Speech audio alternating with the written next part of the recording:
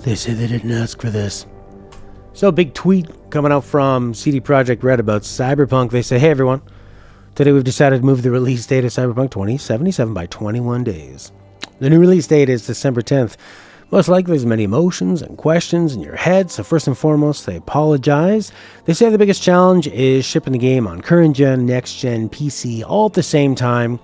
They need to test 9 versions of it, all the different Xboxes, from current gen, next gen, PlayStation, PC, Stadia, all the different variations of PC gaming, and it's not coming to the Switch. So, when I first saw this, I haven't been paying a lot of attention to Cyberpunk because I'm very excited to play it. So I've been ignoring everything that's been around because I don't want to be spoiled. So I started browsing around Reddit to get the reaction of people. I see people are really, really pissed. And at first I think, man, these people are really whining. What's the problem? It's a delay.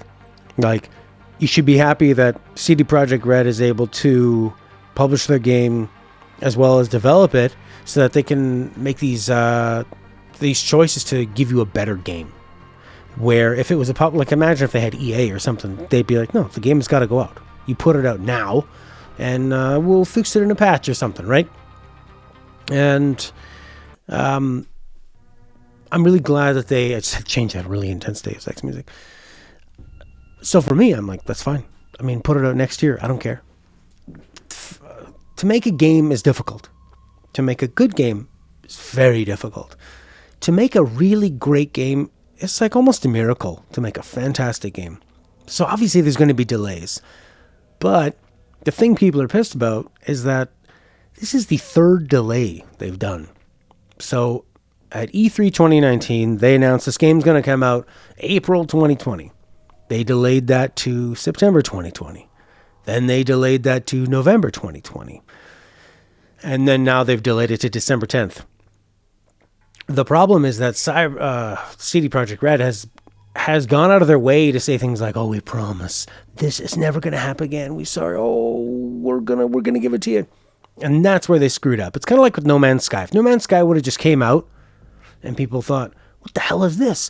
Oh my God, survival game. You can go anywhere and you can take off and land." Would have been great. But because they promised so much, all that stuff that's not there is what people get really pissed about. It's the same thing with like Peter Molyneux. The guy makes good games, but he talks such a good game, and the guy's an idea man. That's why he has made great games, is because he has a lot of ideas. And people that have these ideas, not all of them are going to fit into the game. It's just not the reality of being able to construct a game and see what works. I mean, making a video game is like jumping out of a plane and making a parachute before you hit the ground.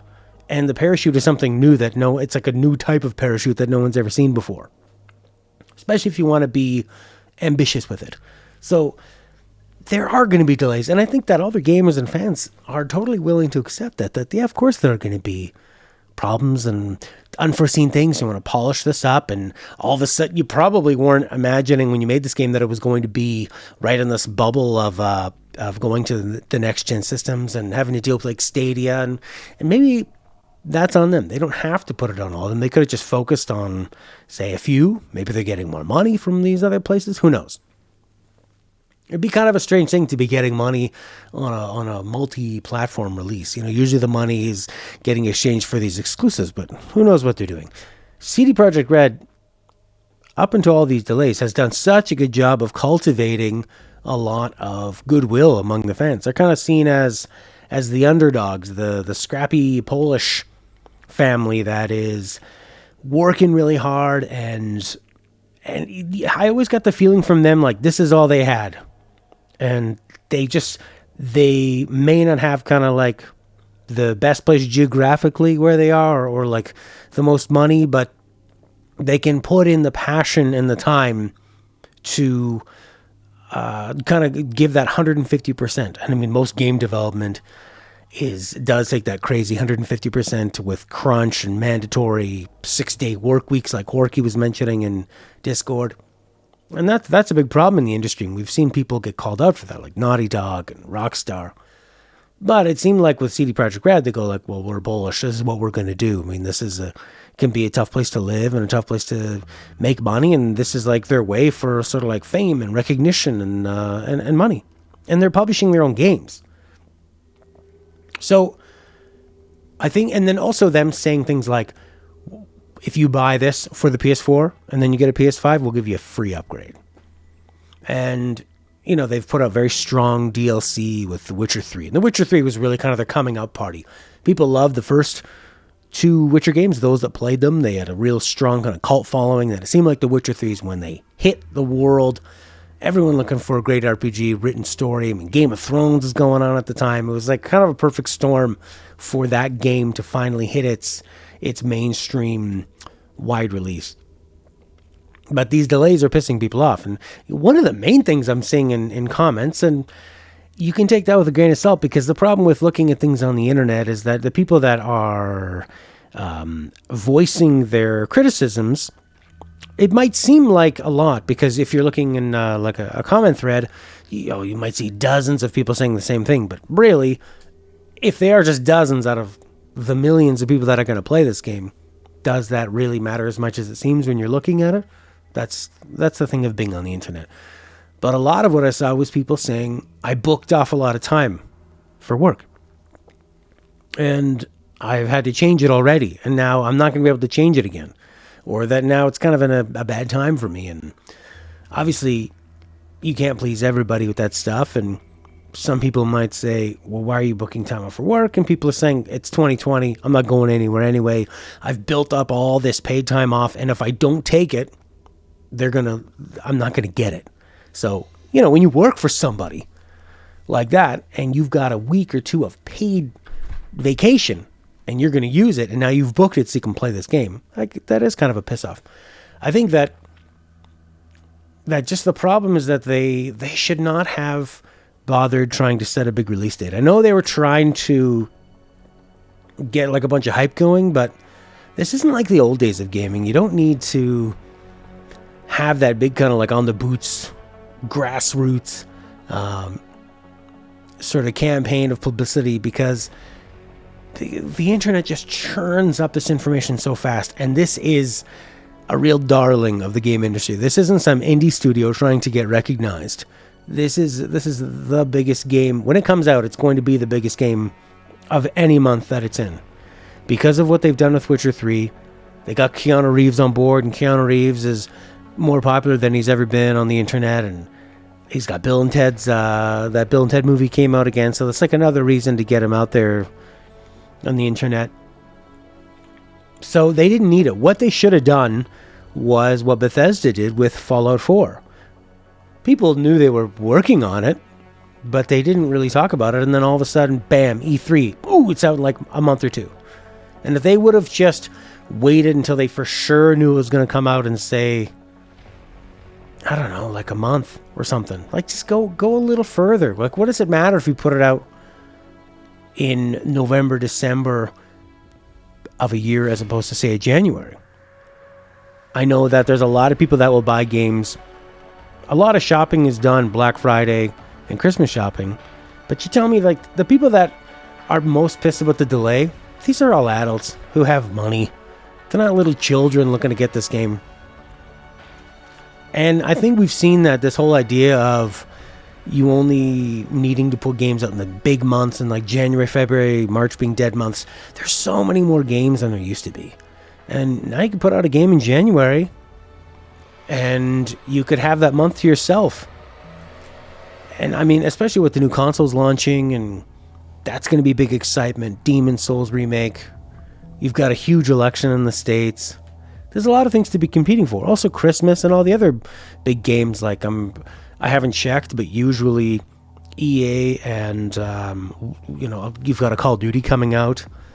So there's a lot to compete with there. And I think Cyberpunk is such a niche of gigantic RPG that is not a Final Fantasy or one of those main lines, that isn't an Assassin's Creed. Assassin's Creed is also coming out when Cyberpunk was supposed to come out.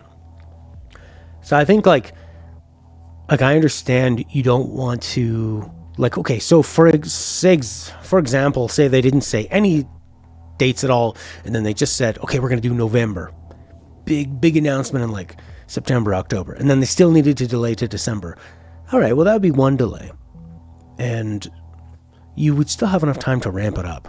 So I think both people are in the wrong. I think the people that are really pissed, yeah, they have a right to be pissed, but I mean, for people saying like, I don't even want to support this game anymore, and I'm going to pirate or to board off my friend, and no, you're not. No, you're not.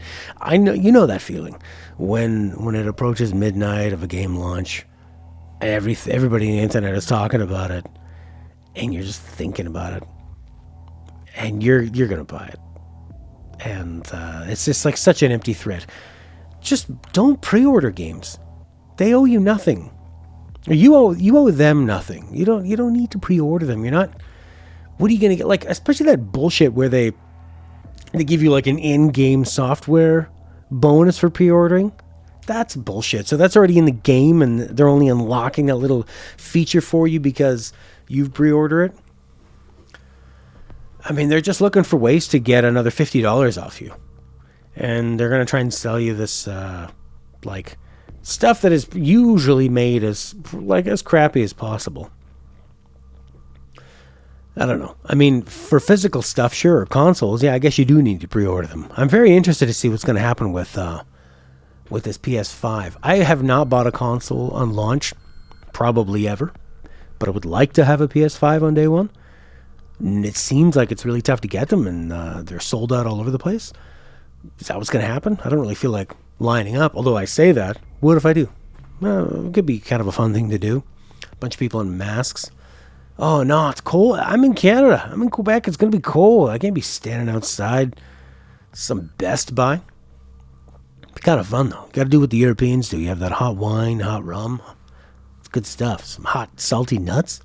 It's really good. You know. So, it is... I think CD Projekt Red is learning a big lesson here about PR, and because when I first saw this, I thought, what is with the over-the-top apology for a 21-day delay?